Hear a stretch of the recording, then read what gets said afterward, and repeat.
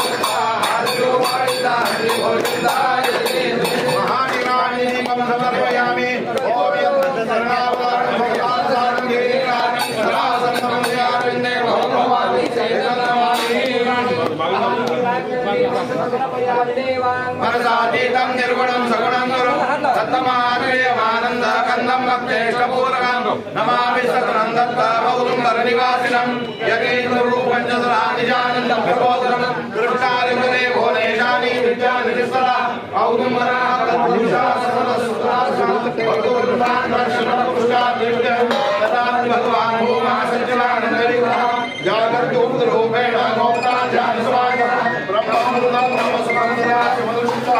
कृष्णा कृष्णा भुवनेश्वरी यत्र पादुकारूपेण नरसिंह सरस्वती राजश्री दत्त श्री नमामि गुरुमूर्तिं हरं हरे आनंदमयम् आत्मानं नववद्यास्वर्गं कर्वेरस्य विदुरा मूढमुद्रं दिनिन्द्रं शिन्नजोमकल्पन्मयी अवधूतचिन्तनश्री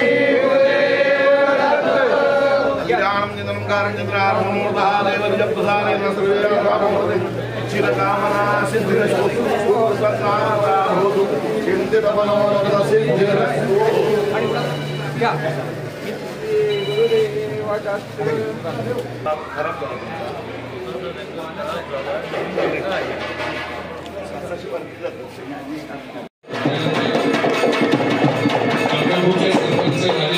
आपल्याला विनंती आहे आपण आदरणीय विश्वजीत साहेबांचं या ठिकाणी विनंती आहे आपण जिल्हाधिकारी आदित्य अशोक ठाकरे साहेबांचं विशाल निवडचा सत्कार एक विशेष सत्कार विश्वजीत दादा आपल्या हस्ते यानंतर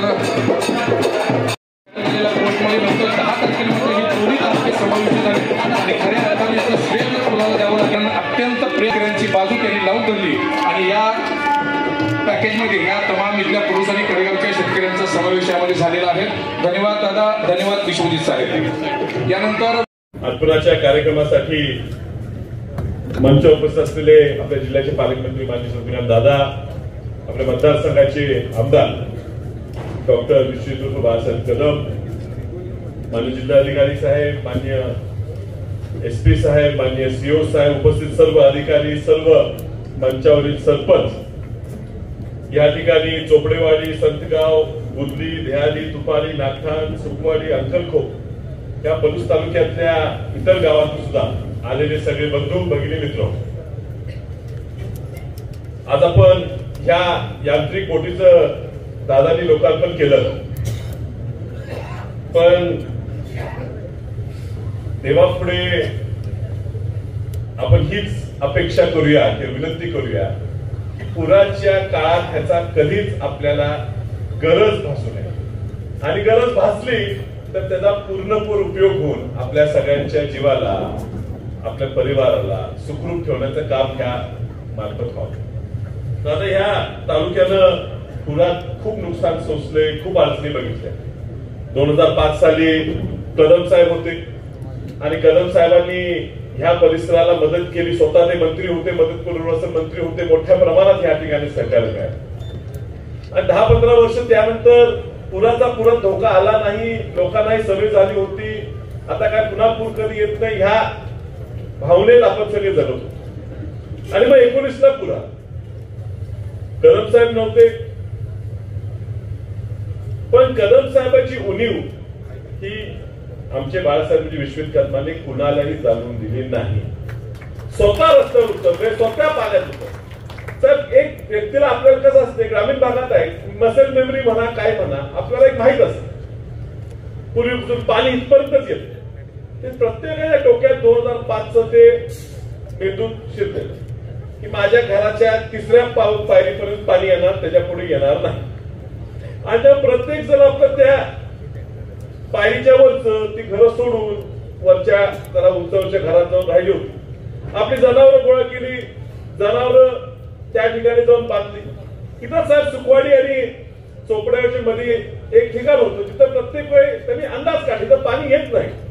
पण दोन्ही गावची सगळी जनावरं, दुभती जनावर त्या ठिकाणी दावणी लावून तिथं जाऊन बांधली. साहेब दुर्दैवानं पाणी 19ला एवढं वाढलं की तिथं सुद्धा पाणी आलं आणि सगळी जनावर त्या वेळेला दगावली.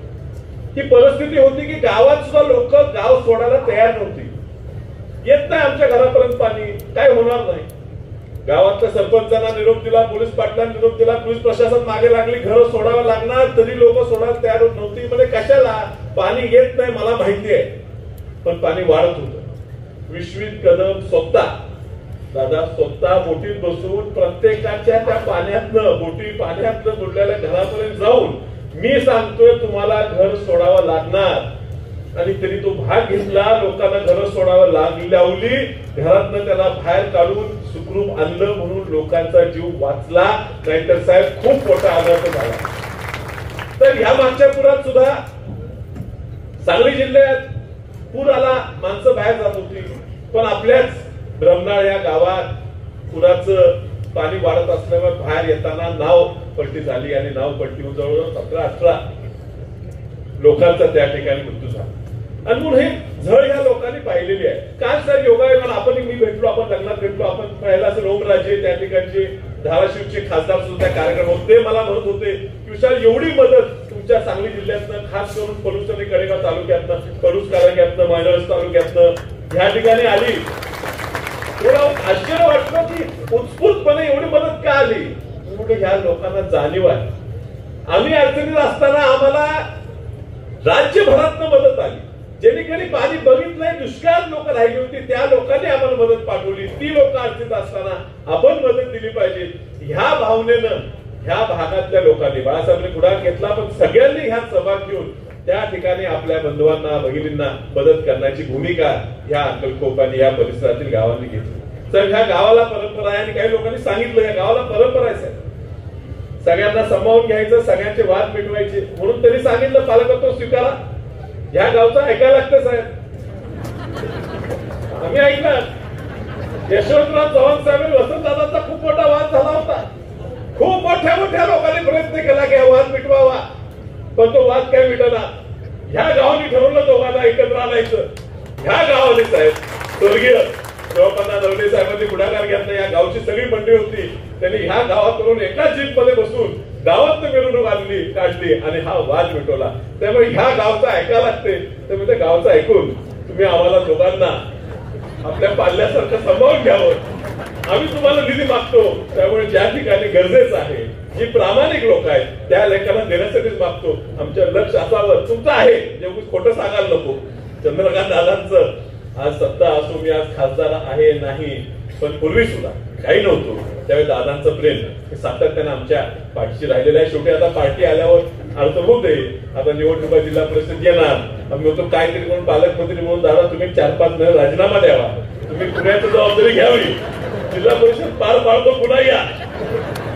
कारण मागच्या तुम्ही पालकमंत्री होता, इलेक्शन झाले आम्हाला खूप त्रास झाला, तो पुन्हा होऊ नये. पण तुम्ही आमच्या ह्या परिसराकडे चांगलं लक्ष देताय, तुम्ही स्वतः आग्रह विश्वित करताना केलं, तुम्ही स्वतः ह्या ठिकाणी आला आणि आमच्या गावाला ह्या ठिकाणी मान दिला, याबद्दल तुमचे आभार मानतो. खूप बोलायचं पण वेळ कमी आहे, दादांकडे जात असल्यामुळे मी आपल्या सगळ्यांची रजा घेतो, थांबतो. नमस्कार. आज जो कार्यक्रम आपल्या सर्वांच्या साक्षीने व आजच्या कार्यक्रमाचे प्रमुख पाहुणे व राज्याचे ज्येष्ठ नेते आणि राज्याचे उच्च व तंत्र शिक्षण मंत्री आणि सांगली जिल्ह्याचे पालकमंत्री, आमच्या सर्वांचे मार्गदर्शक आदरणीय चंद्रकांत दादा, त्या कार्यक्रमासाठी उपस्थित असणारे आपल्या जिल्ह्याचे तरुण तडफदार व लोकप्रिय खासदार सन्मान्य विशालजी पाटील, इथे उपस्थित असणारे आपल्या सांगली जिल्ह्याचे कार्यक्षम जिल्हाधिकारी सन्मान्य अशोकजी काकडे, उपस्थित असणारे जिल्हा परिषदचे सीईओ सन्मान्य विशालजी नरावडे,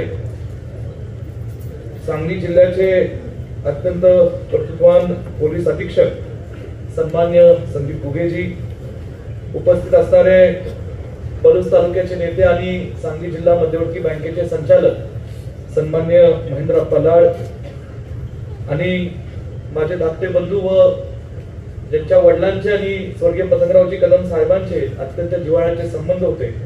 आज खरं सम्राट बाबांना पाहिलं की नानांची आठवण आम्हाला सर्वांना येते, असे भाजपचे जिल्हाध्यक्ष सन्मान्य सम्राट बाबा महाडिक, पलूस तालुक्याचे ज्येष्ठ नेते आमचे मार्गदर्शक सन्मान्य जे.के. बापू, इथे उपस्थित असणारे सन्मान्य आमच्या तालुक्याचे प्रांताधिकारी सन्मान्य भोसले सर, उपस्थित या तालुक्याचे बीडीओ राजेशजी कदम, आपल्या सांगली जिल्ह्याच्या नवनिर्वाचित उपजिल्हाधिकारी आदरणीय सन्मान्य तेजस्वी नरवडे मॅडम, उपस्थित या गावच्या सरपंच अंकलकोटचे आदरणीय बेटीताई पाटील, सतगावचे सरपंच सौभाग्यवती सुखदा सावंत, सौभाग्यवती भारतीताई सावंत, नागठाण्याचे सरपंच सौभाग्यवती योगिताई शिंदे, चोपडेवाडीचे सरपंच सन्मान्य प्रशांतजी माने, उपसरपंच सुप्रियाताई माने, मुरलीगावचे सरपंच सौभाग्यवती दीपालीताई काळे, सन्मान्य उपसरपंच सुदेश नाना पाटील, उपस्थित सुकवाडीचे सरपंच आमचे सहकारी सन्मान्य बाळासाहेबजी यादव, सौभाग्यवती दक्षिणाताई जगताप, तुपारीचे सरपंच सौभाग्यवती सुरेखाताई राक्षे आणि उपसरपंच संजय नाना पाटील, दहारीचे सन्मान्य शंकरभाऊ पाटील, या ठिकाणी या कार्यक्रमासाठी उपस्थित असणारे आमचे कडेगावून आलेले सन्मान्य राजारामजी गरुड, व्यासपीठावर उपस्थित असणारे सर्व या कृष्णा नदीकाठ असणाऱ्या पलूस तालुक्यातील गावातील सर्व ग्रामस्थ, जिल्हा परिषद पंचायत समितीचे आजी माजी सदस्य, अनेक गावातील सरपंच, उपसरपंच, ग्रामपंचायतीचे सदस्य, सोसायटीचे चेअरमन, संचालक आणि खास करून या कार्यक्रमासाठी मोठ्या संख्येने उपस्थित असणारे सर्व अंकुलकोट गावातील ग्रामस्थ, औदुंबरचे सर्व आमचे पुजारी, या परिसरातील सर्व दुकानदार, व्यावसायिक, उपस्थित असणारे सर्व आमच्या माता भगिनी, ज्येष्ठ वडीलधारी मंडळी, सर्व पत्रकार, तरुण कार्यकर्ते आणि बंधू भगिनी व सांगली जिल्हा परिषद यांच्या माध्यमातून आज ज्या अनेक दिवसांपासून जी सातत्याने मी या मतदारसंघाचा लोकप्रतिनिधी या नात्याने जी मागणी आमच्या जिल्हा नियोजन समितीमध्ये किंबहुना प्रशासनाला वारंवार करत होतो की कृष्णा नदी काठ असणाऱ्या पूरग्रस्त गावांना, ज्या राहिलेल्या जी गाव आहेत त्यांना या बोटी लवकरात लवकर द्याव्या, त्या माझ्या मागणीला किंवा माझ्या विनंतीला मान देऊन खऱ्या अर्थाने ज्यांनी तातडीने त्याच्यावर कारवाई केली आणि कारवाई करून ताबडतोब ह्या बोटी आपल्या गावांना देण्याचं काम केलं, ते अशा चंद्रकांत दादांचं मी प्रथमतः पलूस कडेगाव विधानसभा मतदारसंघाच्या वतीने आणि कृष्णा नदीकाठ असणाऱ्या आमच्या सर्व ग्रामस्थांच्या वतीने मी मनापासून स्वागतही करतो. आणि दादा म्हणजे जेवढं शक्य होईल तेवढ्या शब्दात आभार मानणं हे कमीच राहील, पण आपल्या मनापासून आभार मानतो. खरं आधी प्रास्ताविक करत असताना घनश्याम मामांनी या ठिकाणी अंकलकोट गावचा आणि औदुंबर गावचा थोडासा इतिहास आपल्या सर्वांच्या समोर मांडला. कृष्णा नदी काठ असणारं हे या परिसरातलं एक ऐतिहासिक गाव आणि औदुंबर तर महाराष्ट्रातलं दत्ताचं एक अत्यंत जागृत देवस्थान. आपल्या कोल्हापूर जिल्ह्यात नरसोबाच्या वाडीच्या बरोबर असणारे हे औदुंबर आणि या कृष्णाबाईच्या या लगत असणाऱ्या गावामध्ये हजारो आणि लाखो भाविक हे दत्त जयंती व दर गुरुवारी या औदुंबरच्या दत्ताच्या दर्शनासाठी मोठ्या संख्येने येत असतात. अंकलकोट गावचा थोडासा राजकीय इतिहास विशालरावने आपल्याला सांगितलं ते खरंय.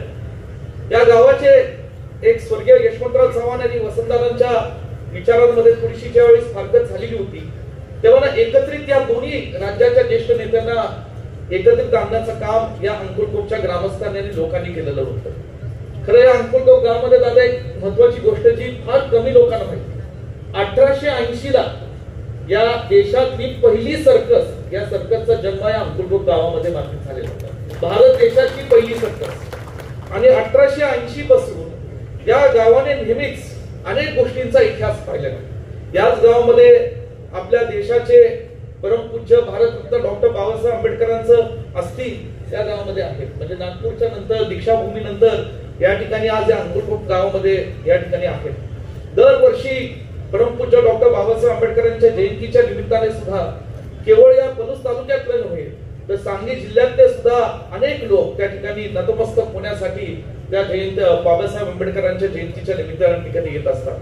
त्याचबरोबर या अंकलकोट गावच्या औदुंबराच्या परिसरामध्ये त्याला साहित्याचा सुद्धा एक चांगला वारसा.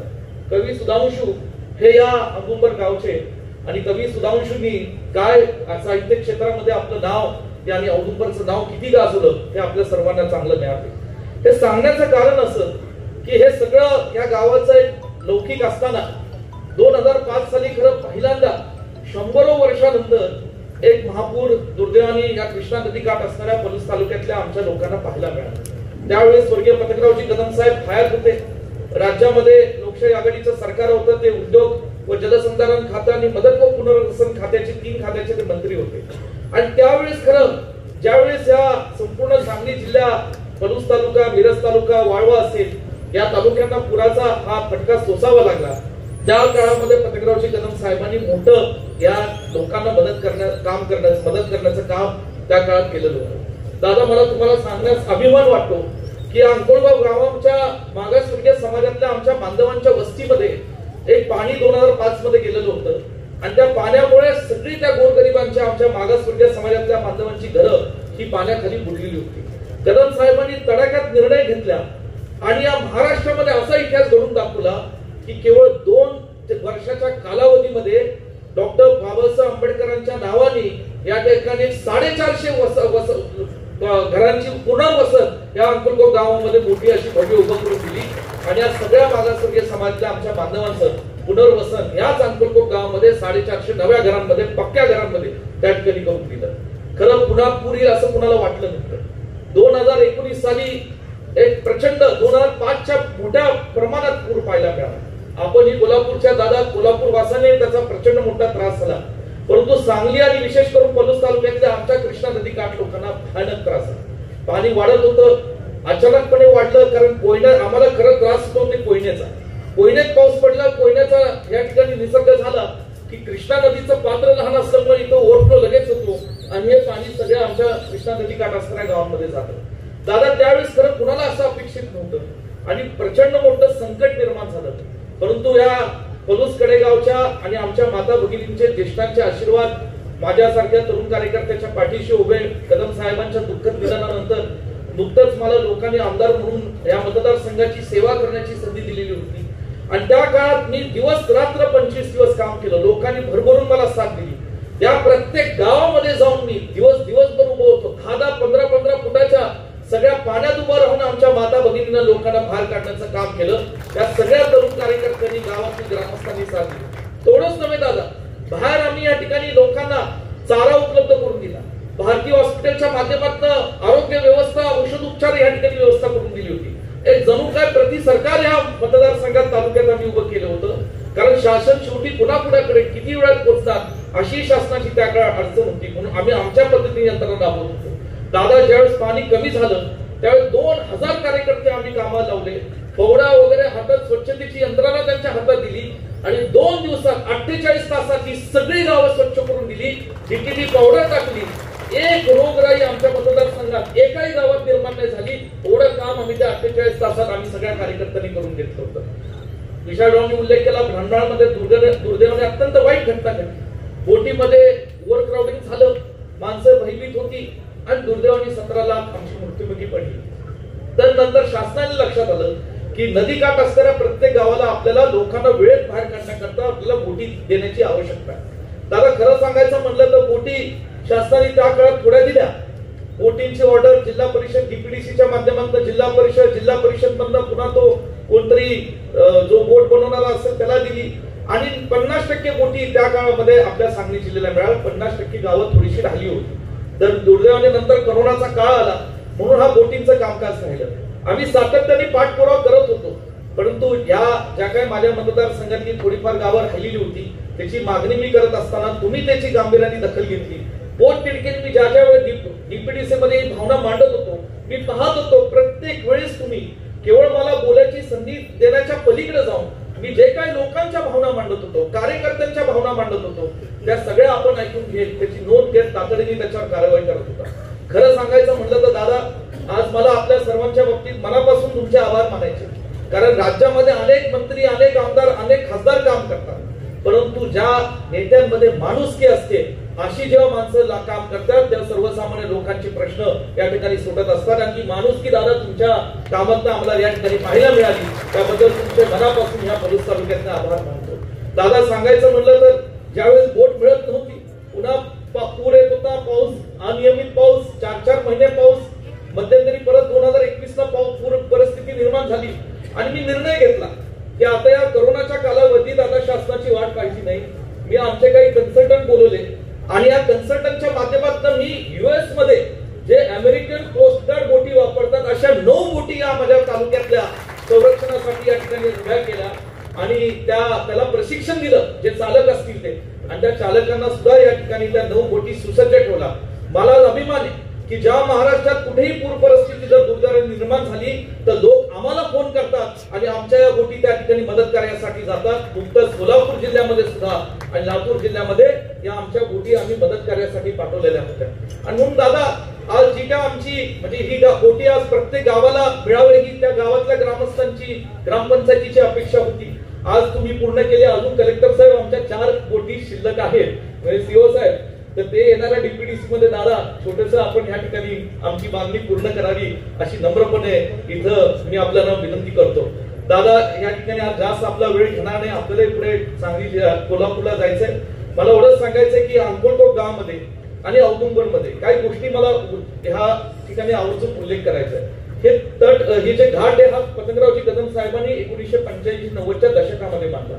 आता या घाटाला थोडस विस्तारित रूप आम्हाला द्यायचं आहे आणि त्याच्याकरता दादा तुमची मदत निश्चितपणे आम्हाला लागेल. कलेक्टर सरांनी आम्हाला सांगितलं की जी काही जिल्ह्यातली पर्यटन स्थळं आहेत जिथे अनेक श्रद्धेच्या निमित्ताने अनेक लोक भाविक त्या ठिकाणी जातात, त्याला एक वेगळ्या पद्धतीने विकसित कसं करता येईल त्याचा एक प्लॅन ते करत आहेत. आणि दादा त्या प्लॅनसाठी निश्चितपणे आपले आशीर्वाद आणि आपली साथ आम्हाला या ठिकाणी लागणार आहे. दादा आज सांगायचं म्हणलं तर अंकलकोट गाव हे माझ्या पाठीशी उभं राहिलेलं आहे. नेहमीच कदम साहेब असतील, आमचं कदम कुटुंब असेल आणि मला नेहमी यांनी पाठबळ दिलाय, आशीर्वाद दिलाय. या गावात सर्व जाती धर्माचे लोक आहेत. आज या ठिकाणी मराठा समाज आहे, मागासवर्गीय समाज आहे, जैन समाज आहे, धनगर समाज आहे, इतर सगळ्या समाजातली लोक आज या ठिकाणी गुणागोविंदाने राहतात आणि सगळ्यांची श्रद्धा या दत्तचरणी आहे. अशा पद्धतीचं एक अत्यंत चांगलं आणि राजकारणामध्ये चाणक्य असणारं गाव. ह्याच्या पाठीमागची काय स्टोरी ती विशालरावांना मला माहिती सांगितली आणि मैत्रप्पांना माहिती आहे, गावातल्या कार्यकर्त्यांना तर चांगलीच माहिती आहे. जे जिल्ह्यामध्ये राजकारण होणार नाही ते अंतर्गत मध्ये आणि म्हणून या ठिकाणी आज सांगायचं पण तरी सुद्धा माणसं जागृत आहेत, विकासासाठी एक येतात, परंतु आणि विकास या गावाचा घडवून आणतात हे आम्ही सातत्याने या ठिकाणी पाहिलंय. दादा विशालराव खासदार आहेत, मी आमदार आहे, आम्ही दोघेही तरुण आहोत आणि लहान मुलासारखे आहोत. तुम्ही पालक आहात, तुम्ही ज्येष्ठ आहात आणि तुम्ही आम्हाला विशालराव म्हणाले आम्हाला सांभाळा. आता हे मीडियावाले वेगळं काहीतरी छापतील, वेळ थांबू नका. विशालरावला जे म्हणायचं होतं, दादा आमच्या पाठीचे आहेत, ते ज्येष्ठ आहेत, वडीलधारी आहेत, आम्हालाही त्यांचा मनापासून आदर आहे, ते निश्चितपणे सांभाळतील. पण विकास नदी बाबतीत दादा जास्त चांगल्या पद्धतीने सांभाळा. वडील आपल्याला विनंती करतो, तुम्ही कधी दुजाभाव केला नाही, हाच तुमचा मनाचा मोठेपणा आहे आणि तुम्ही करणार पण नाही. कारण शेवटी आम्ही लोकप्रतिनिधी म्हणून ज्या तुमच्याकडे काही मांडत असतो तर इथं व्यक्तिगत काही कुणाचं नसतं.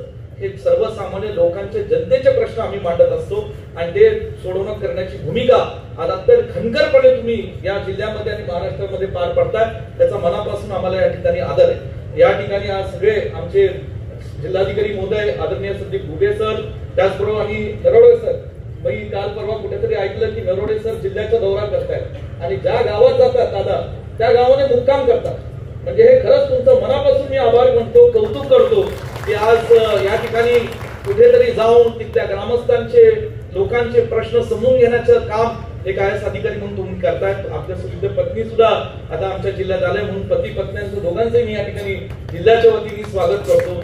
आणि दादा माझी खरंच विनंती की या ठिकाणी आज तुम्ही येताय, जिल्ह्यात अतिवृष्टी आहे, शेतकऱ्यांचं नुकसान झालं, मध्यंतरी पहिली यादी आली, मी पाहिलं की त्यात संपूर्ण सांगली जिल्ह्यातले 8 तालुके आले पलूसकडे गावाला. म्हणाले ही काय भानगड.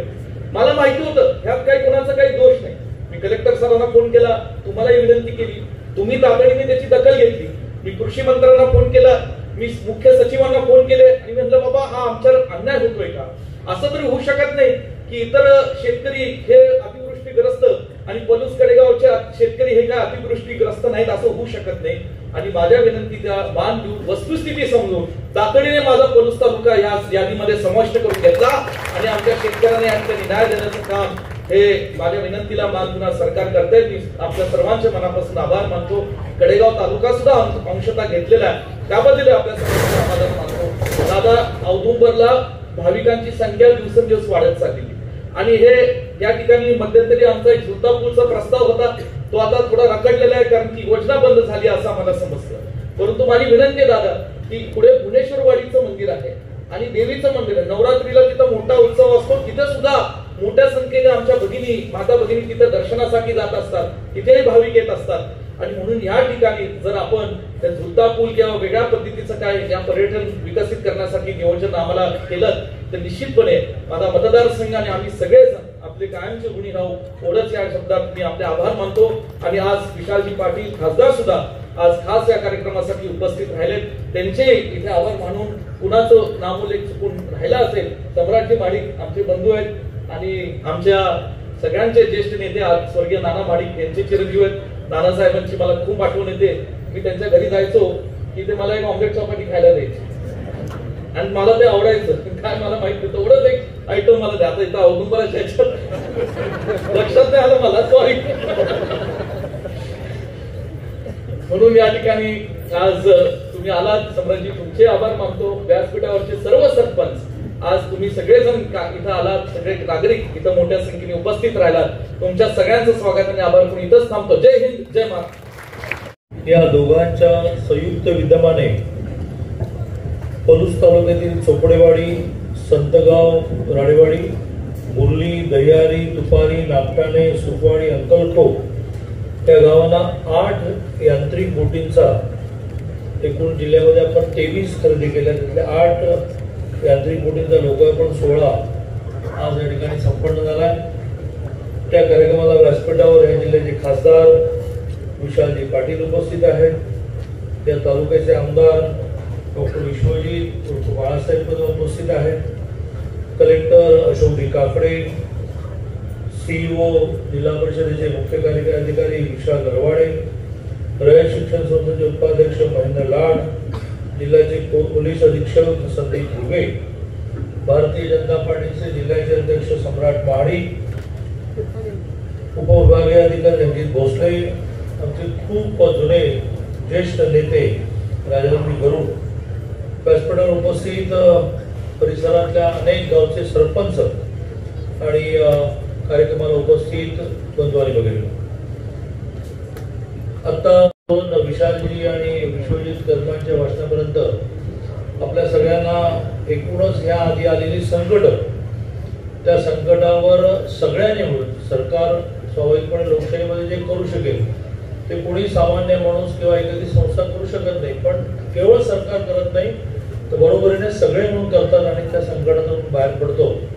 याच्या आधीच्या सगळ्या वक्त्यांनी प्रामुख्याने विशालजीने आणि विश्वजित गरबाणी 2005चा पूर, 2019चा पूर, 2021चा पूर आणि आताही थोडी पूरस्थिती जी निर्माण झाली आणि प्रामुख्याने शेतीचं नुकसान झालं याचं सगळ्याचं आढावा आपल्यासमोर घेतला आहे. आपण सगळे जाणतो की यातच मजा आहे की काय होणार हे कोणालाच कळत नाही. यावेळेला साधारणतः मार्च एप्रिल महिन्यामध्ये ज्यावेळेला हवामान खात्याने मंत्रिमंडळाच्या बैठकीमध्ये अंदाज मांडायला सुरुवात केली यावेळेला चांगला पाऊस असेल, भरपूर पण नाही, ज्याला अतिवृष्टी म्हणतो जी आता झाली, आणि दुष्काळ पण नाही, अशी खूप चांगली पावसाची स्थिती राहील, पिकं चांगली येतील आणि त्याच्यातून राज्याची आर्थिक स्थिती खूप सुधारेल, शेतकऱ्याची पण आणि राज्याची पण, अशी मांडणी झाली. पण यातच जीवनाची मजा आहे आणि असं म्हणतात की याला जीवन असे नाव, त्याच्यात कोणालाच सांगता येत नाही की मी मरणार आहे कधी, मला मुलं कधी होणार आहे, माझा व्यवसाय कधी बरकती येणार आहे, आमदार कधी होणार आहे, मिनिस्टर कधी होणार आहे, मला पाहिजे ते खातं कधी मिळणार आहे, असं कधीच कोणाला सांगता येत नाही. त्यामुळेच त्याला जीवन असं नाव दिलं. आणि आपण पाहिलं की जून जुलैमध्ये फारसं जाणवलं नाही, पण करता करता करता करता हवामान खात्याने जो अंदाज व्यक्त केला तो पूर्ण खोटा ठरला आणि प्रचंड पाऊस झाला. त्या पावसाला काही लिमिटच नाही आणि त्यातून प्रामुख्याने मराठवाडा, सांगली जिल्ह्यातले 10 तालुके, इकडे विदर्भामध्ये चंद्रपूर, गोंदिया, भंडारा असे बरेच जिल्हे या अतिवृष्टीमुळे बाधित झाले. अक्षरशः मराठवाड्यात स्थिती अशी निर्माण झाली की पीक तर गेलंच, परंतु शेती ज्याला आपण म्हणतो शेतीची माती पूर्ण शेती खरडून निघून गेली आणि तेव्हा आता समजा लगेच शेती करायची तर पहिलं त्याला शेतीमधून रूप आणावं लागेल. नव्याने माती, नव्याने खतं, ती पिकं येण्यायोग्य जमीन करणं, त्याची पण आता सरकारने पॅकेजमध्ये घोषणा केली आहे. तशी एक भयानक स्थिती निर्माण झाली आणि वारंवार येणाऱ्या ह्या अतिवृष्टीमुळे आपण नदीकाठच्या गावांची काही व्यवस्था केली पाहिजे असं जिल्ह्याच्या नियोजन करणाऱ्या सगळ्यांना वाटलं आणि त्यातून या बोटी खरेदी केल्या, 8 इथे दिल्या. बाळासाहेबांनी असं म्हटलं की आम्हाला आणखीन काही लागतील, तर मला माझे OSD बाळासाहेब यादव मागून काढात असं म्हणाले की थोडे ह्या ॲडकालीत पैसे शिल्लक आहेत, त्यामुळे आपल्याला अजून काही बोटी घेता येतील तर ते यावर्षी घ्याव्यात तर पुढच्या वर्षीच्या पावसाच्या पुरेशा आली. कारण यावेळेला खूप उशीर झाला, जवळजवळ 3-4 वेळा पुन्हा टेंडर काढावं. त्यामुळे अगदी पाऊस संपला असं म्हणूया की आवश्यकता संपली, अशा वेळेला या बोटी हातात आल्यात पण भविष्यात उपयोगी पडतील. त्यामुळे एक चांगला निर्णय आपत्तीच्या दृष्टीने आपण घेतला.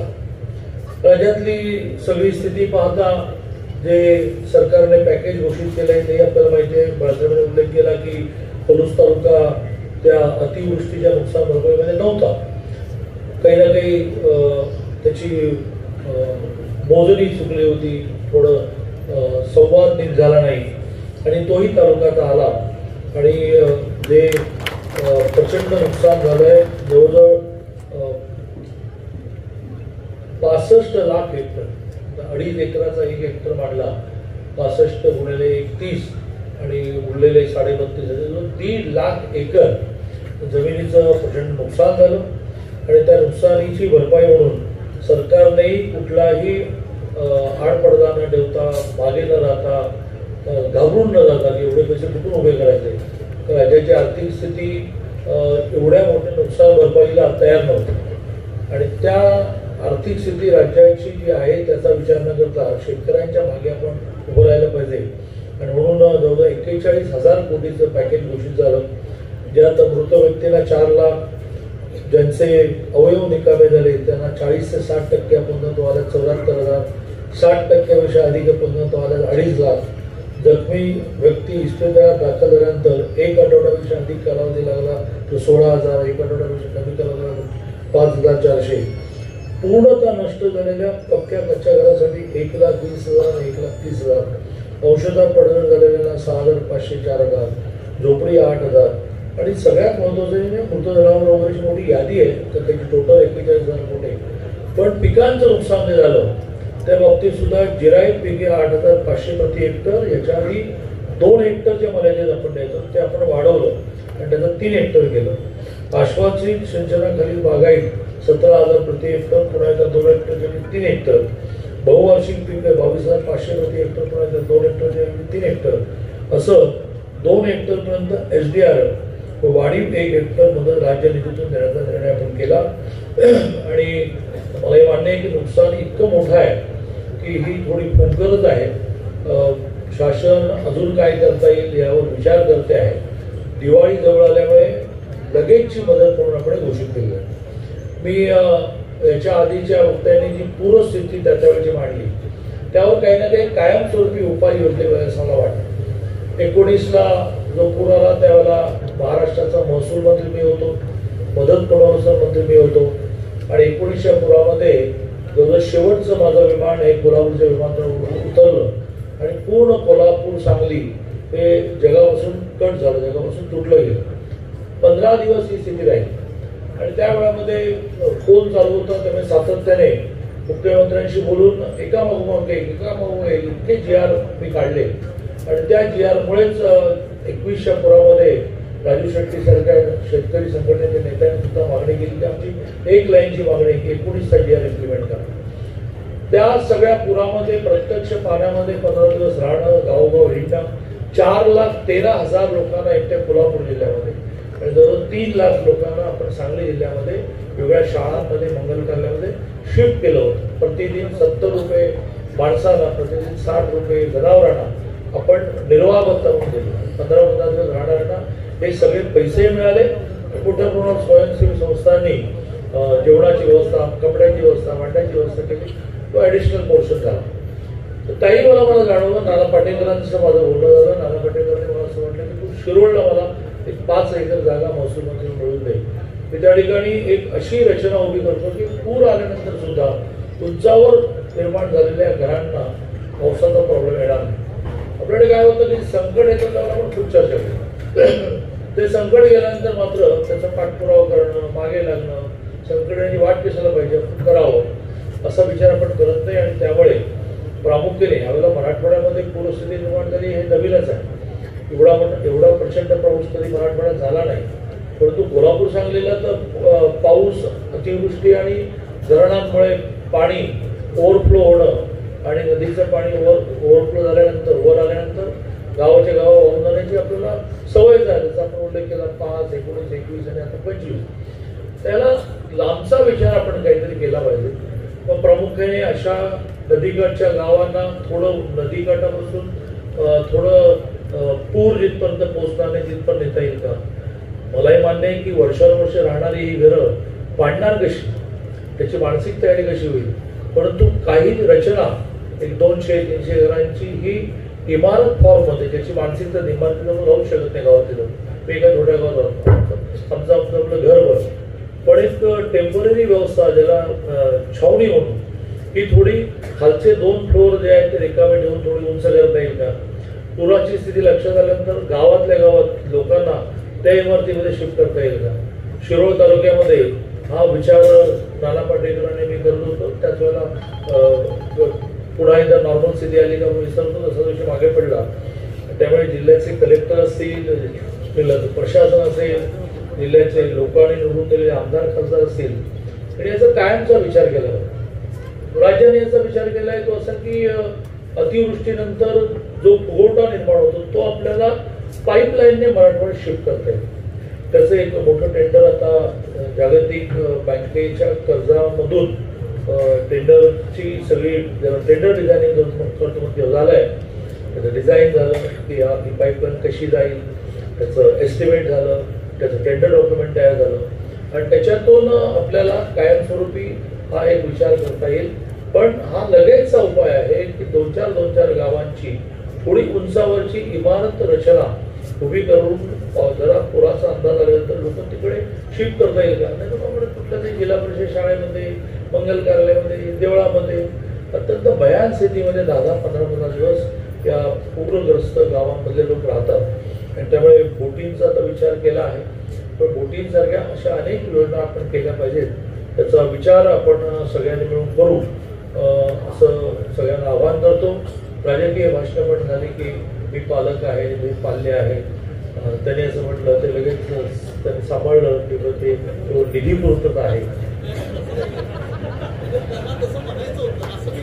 नाही, ते निधी पुरत आहे ते बघा, राजकारणामध्ये काहीच सांगता येत. मी जे सांगलीला पालकमंत्री म्हणून होतो त्याही वेळेला, आणि 1900 निवडणूक मला आठवते, 1900 निकाल लागले, 161 जागा युतीला मिळाल्या, 29 अपक्ष बॅगा बांधूनच तयार होते, 161 ने 29 190 झाले, तर सरकारला काय अडचण आहे. पण अचानक उद्धवजींनी स्टँड असं घेतला की आम्हाला मुख्यमंत्री करणार नसाल तर आम्ही काही तुमच्यावर येणार नाही. आणि मग इथे सांगलीमध्ये काही कामं आटपून माझा स्वभाव आहे त्यामुळे ट्रेन रात्रीची सह्याद्री पकडायची, तर आता ज्या खासदार राज्यसभेच्या मेधा कुलकर्णी त्यांच्या मुलीचे लग्न झाले. बस ट्रेन आता आली की बस तेवढ्यात मला देवेंद्रचा फोन आला, दादा कुठे आहे म्हटलं सांगलीमध्ये, काय करणार आहेस तर म्हटलं काय तर मेधा त्यांच्या मुलीचे लग्न, तुम्ही पण येणार सर, तर तू आत्ताच्या आत्ता बाहेरून निघ. म्हटलं कुठे पोहोचतो तेवढं मुंबईला पोहोच. आणि नंतर दर 2 तासाने ते मला फोन करू येतो, कुठपर्यंत आला काय झालंय काय असं, मला इतकं काहीतरी मुंबईत अर्जन्सी निर्माण झाली की काय. असं करत करत मी पहाटे 4ला पोचलो मुंबईमध्ये. सह्याद्री गेली, माझ्या त्यांच्या मुलीचं लग्न गेलं, आणि माझ्या बंगल्याच्या बेडला चिठ्ठी होती की 7 वाजता तयार राहा, तुला घ्यायला कोणीतरी येईल. भूज बंगल्यासारखं काही चाललं. तो मला 7 वाजता कोणीतरी घ्यायला आलं आणि तो म्हणाला की चला आपल्याला जायचं. कुठे जायचंय बाबा, मी राज्याचं सिनियर मिनिस्टर आहे, कुठे घेऊन चालला मला. गाडी निघाली राजभवनकडे, गाडी राजभवनमध्ये पोहोचली. राजभवनमध्ये का आली गाडी, अजून काही शपथविधी वगैरे ठरला नाही, सकाळचे 8च वाजलेले. आणि मग तो ऐतिहासिक सकाळचा पहाटेचा शपथविधी झाला. इतकं राजकारण इंग्लिशमध्ये त्याला फ्लुइड म्हणतो. हा, भराभर बदलणारं प्रवाही राजकारण आहे. त्यामुळे काय माहिती की आता निधीसाठी ते म्हणतात की आम्ही पाल्ले आहोत, उद्या सकाळी ते असं म्हणतील किंवा हे तुम्ही आता काय करा तुमचं नावच लावून टाका. गमतीचा भाग सोडा, ही दोन्ही घराणं इतकी मोठी घराणी आहेत, त्या घराण्यांनी एक मोठी त्यांची परंपरा आहे राजकीय कामाची, सामाजिक कामाची.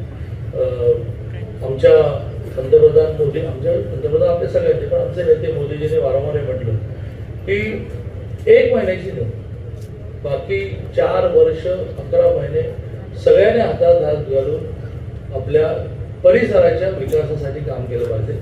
त्यामुळे असे जे विकासाचे विषय ते विशेषतः मी जो मुद्दा आता मांडला लंडनचा की पूर्णतः पोट खाली तर काही नवीन किती शोध लागले तरी काय वरती सगळा पाऊस आला ना की आता आपण द्राक्षाच्या बागांवर वगैरे आच्छादन करायला लागलो, पण ते द्राक्षाच्या बागा पुरतं अख्ख्या गावाला कसं काय टाकणार. पाऊस पडणार, किती पडणार आपल्या हातात नाही.